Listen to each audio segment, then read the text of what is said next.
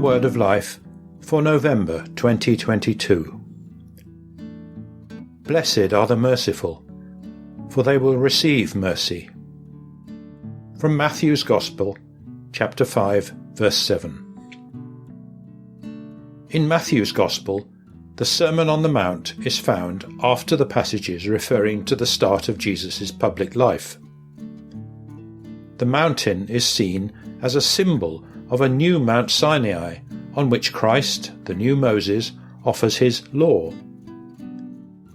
The previous chapter speaks of great crowds who began to follow Jesus and to whom he addressed his teachings. These words, however, are spoken by Jesus to the disciples and to the newly formed community who would later be called Christians.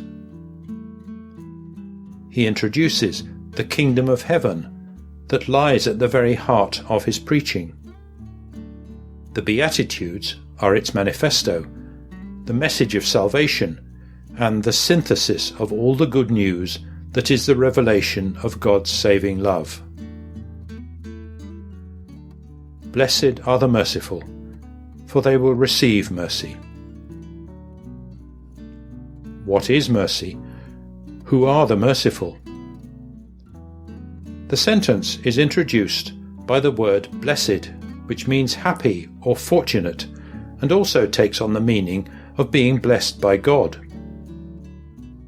In the text, this phrase has central place among the 9 Beatitudes, which do not refer to behaviour that will be rewarded, but are real opportunities to become a little more like God.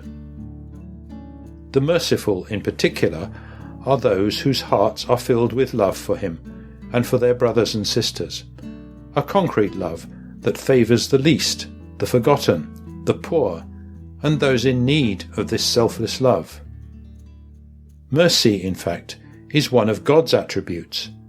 Jesus himself is mercy. Blessed are the merciful, for they will receive mercy. The Beatitudes transform and revolutionize the most commonly held precepts of our thinking. They are not just words of consolation, but have the power to change our hearts, to create a new humanity, and make the proclamation of the word effective. We should live the Beatitude of mercy with ourselves too, and recognize that we are in need of that extraordinary, superabundant, and immense love that God has for each of us. The word mercy comes from the Hebrew rehem, womb, and evokes a sense of limitless divine mercy, like the compassion of a mother for her child. It is a love that is beyond measure, abundant, universal, and concrete. A love that tends to draw out a response from others, which is the ultimate goal of mercy. And so, if we have suffered due to any offence or any injustice, let us forgive and be forgiven.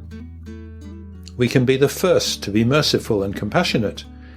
Even if this seems difficult and challenging, let us ask ourselves, in front of each neighbour, how this person's mother would behave towards him or her. It's a thought that helps us to understand and live according to the heart of God. Blessed are the merciful, for they will receive mercy. After 2 years of marriage, our daughter and her husband decided to separate. We welcomed her back into our home, and during the moments of tension that followed, we tried to love her by being patient, forgiving, and having an attitude of understanding in our hearts. We maintained an open relationship with her and her husband, above all by trying not to be judgmental. After 3 months of listening, discreetly helping, and many prayers, they were reunited, and there's a different sense of awareness, trust, and hope in their relationship. Being merciful is more than forgiving. It means having a heart that longs to cancel out and to burn away everything that may be an obstacle in our relationships with others. Jesus' invitation to be merciful offers us a means of returning to the original design of God and become what we were created to be, made in his image and likeness. This commentary on a phrase from the Scriptures was written by Letizia Magri. It suggests ways of putting it into practice in everyday life.